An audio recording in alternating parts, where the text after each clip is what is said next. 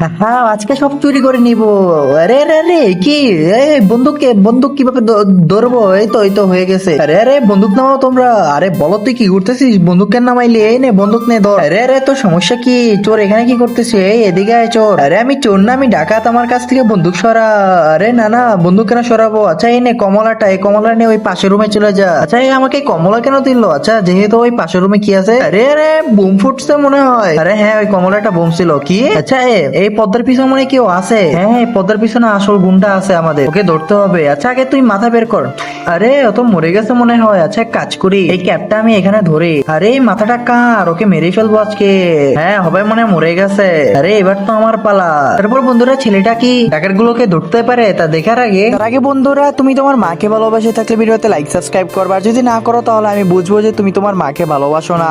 Ditch কেও। আরে কি আমার বন্ধুকে দিয়ে তো গুলি বের হচ্ছে না।